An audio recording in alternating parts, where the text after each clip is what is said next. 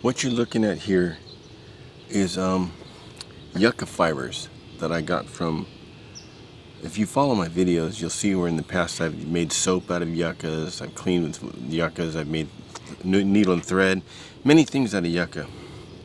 Well, I kept some of the fibers and I've kept them.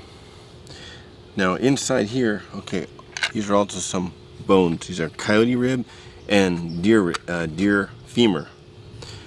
I think these are all coyote ribs. Deer femur I've used up.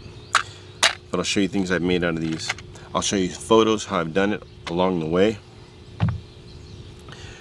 Inside this pouch here, I'll get to these in a minute. Here are some other items I've made.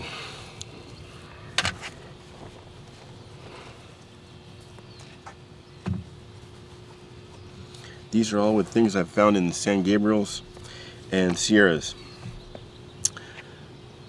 Jawbone, piece of obsidian, taken some pine resin, mixed it with ash and put it on here. It came a little bit loose, so I hit a little of epoxy. I sort of cheated.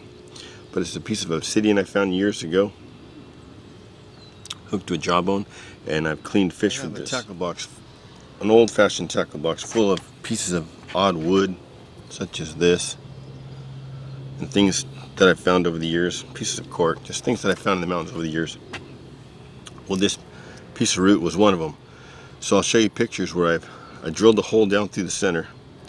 Then I used a Dremel and carved it out. Inside, I took these, where are they? I took this coyote bone. I'll show you pictures of this too.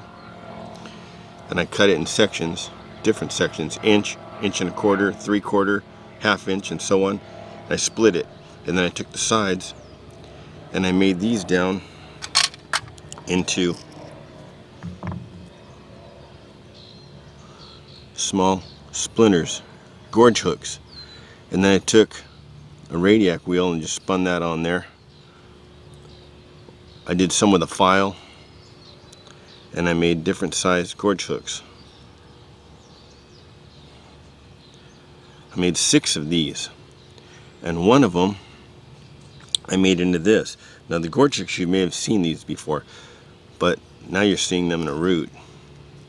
Oh, and by the way, this is an old one. I caught a 13.5-inch trout on this with yucca line that I made in the East Fork. My personal best is caught on a yucca line and a gorge hook. I've used $600 Winstons, caught small trout, but my personal best was caught primitive fishing. Piece of cork goes in there. Actually, this goes in there. This other one, I took and marked this with a pin. Now I've not seen this done before, but in my mind I came up with it. I was making another gorge hook, but I left this end on here for a purpose. I'll put this in here like this, and with the yucca line, I'll put that in there, and I've got a bobber stop. I've got a bobber. Pretty cool, huh? Never seen a bobber used on a primitive fishing kit, at least I haven't. But now, it's a bobber stop. So, let me show you the different lines I have. I'll put this bobber stop back in here. I'm going to show you pictures of all this stuff being made.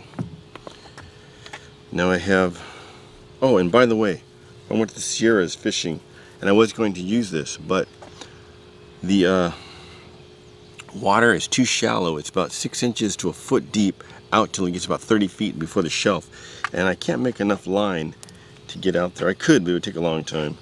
Now, for my shelter tarp setup, I'll show you pictures of that too, and there'll be a link to the video down below. But I used this to hold my poncho tarp up. I use this to hold the hood to a branch above me, and I use these as guy outs. But here are some of the fishing lines I've made. Oh, this one too. All this is made from yucca. Now these are the fishing lines I've made.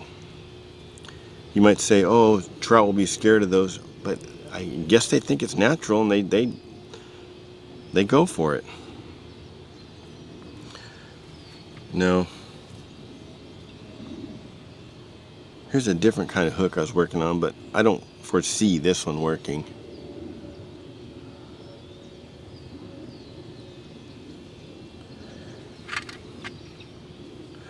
There's some more. Now the one I actually caught the trout on was this one, hooked to this.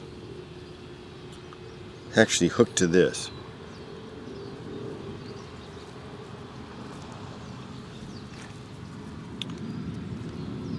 I have about 20 feet of fishing line, and I have about 15 or 20 feet of rope. It's strong, stronger than you would think.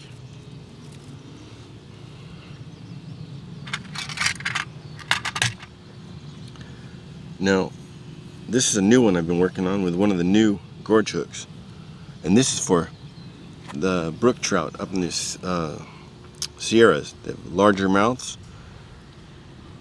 The line is made, as you can see, the line is made by starting by a wrap around that notch, so it can't come off. Now to catch fish,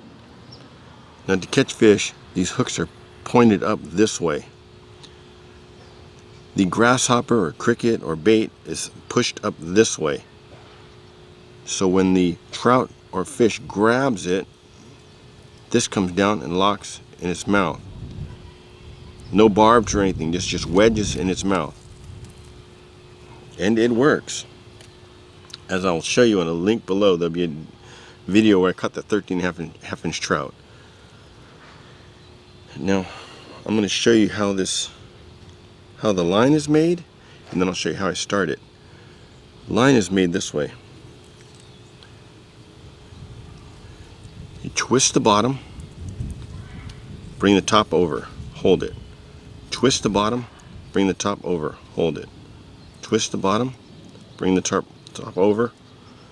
And when you're running out, you grab a couple of these and put them in there. I like to put one about in the center of the new strand and the other one about the 3/4, with the longer end favoring the side that is running low.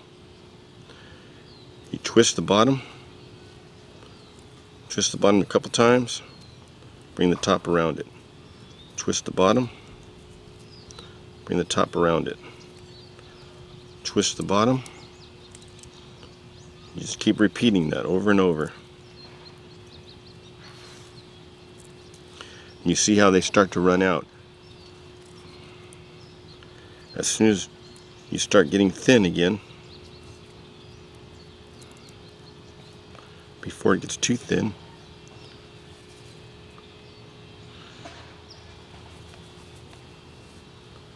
throw one more in there. Twist, spin.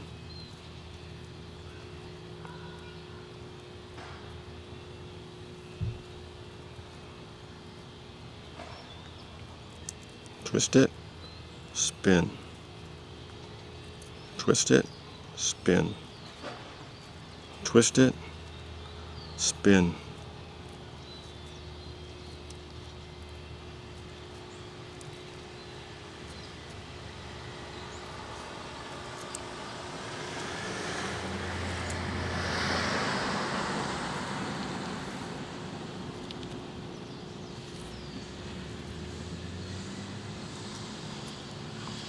You'd be surprised at how fast it starts to grow, lengthen, how fast it starts to lengthen.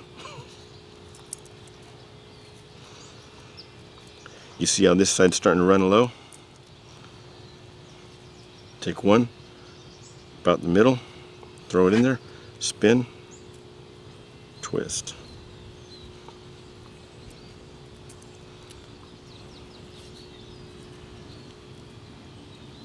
I always wanted to learn to do this as a kid, but never did. Never got the hang of it till adulthood. My dad gave me a book that showed how to do it, and before he passed, he gave it to me, and I decided I'm going to make this happen. And so you see, I've already added quite a bit. Here's where I started off showing you. I've added a good 5-6 inches. So with the amount of yucca I have here, I could probably add another 3 or 4 feet to this. But in the local mountains here, I have unlimited supply of this. Now when you get your yucca, you cut it off. When you get your yucca stalk, you cut it off. Yucca thorn, yucca stalk. Put it off, flatten it out, and scrape it with the back of your knife. Not the blade, because you don't want to damage the fiber. Just the back of your knife. Get most of it off. And then just work it and crumple it and crisp it and crispulate it. And work those fibers down, strip them out, pull them all apart, and then put them in a thing of water, a bucket of water, if you have a bucket of water. Soak that bucket of water and just let them soak in there. And every once in a while, go over there and work them a little bit, and you'll see how the water is turning green, like a cactus green with foam. That water is soap. That water, you can shampoo your head with that, you can clean with that. It's great soap. It works excellent. And then the fibers, you take the fibers out and dry the fibers in the sun, let them completely dry, and work them again, then wet them. And when you wet them, they become pliable, and you can start your weave. Now I'm going to show you how to start it around a new hook. Here we go, just a couple of these. You're going for trout, so just a couple of these are good. Take and put it around. Just make sure it's tight. And then twist the bottom, across the top. Twist the bottom, across the top. Pull it down around so it's tight on there. Twist the bottom, across the top. Same as you were the other one. Now you can start working in a third. Beef up the line just a little bit. Across the bottom. Remember, you're going for trout. You're not going for pike. You're going for trout, you're going for bluegill, you're going for small catfish, you're going for whatever you can get with these gorge hooks. Now keep in mind, you have to, let me see, see? There it is, look, there's the start. It doesn't come undone. It's on there, it can't come off. Tilt this, this is the one I caught the trout on. Tilt it up, I slid a grasshopper on there. I popped the head off the grasshopper and I slid the whole body on there. Dropped it down and the trout grabbed it and boom, I had him. So this has actually produced a fish, and I won that bushcraft survival contest. It was an international one between a bunch of people they picked, 40 people, and I tied for first place with 4 people, 4 of us, and we all got these knives, Puma knives, really nice, buffalo horn handle.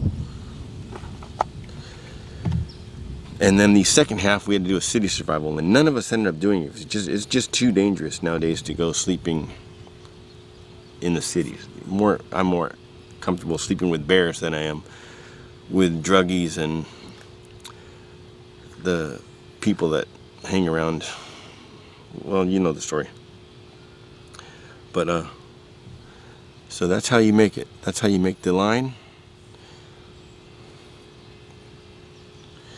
On that video, I cleaned my fish with this. On this one here, I'm going to take this, and I'm going to take a piece of this bone in the near future here, this long one here, and I'm going to split this down and mount this in here and put a little, like, pitchfork at the end, a little 2-fork prong. It's going to be a hook degouger. So if that is down inside his throat, I can knock it out, and that's going to become part of my primitive fishing kit. These fall off manzanita trees. You find these around manzanita trees. I have a collection of these. I have maybe 60 or 70 of these. I've been meaning to make something with them, some picture frame or something, but this is some of the stuff I've made. is all rope and cordage.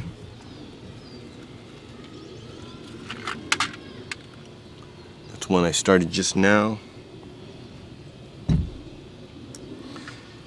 And what I do is at the other end, when I'm all done, I wrap them around and tuck them all into each other and make another loop like this. So I can actually put one through there, put one loop through there, and then slide it through itself and make a loop to loop knot and make leaders. So if a hook breaks off or if it falls out or whatever, I can unhook that leader and hook on another leader with another hook. I have pre-hooked leaders, preset leaders. Primitive fishing kit. Pretty neat.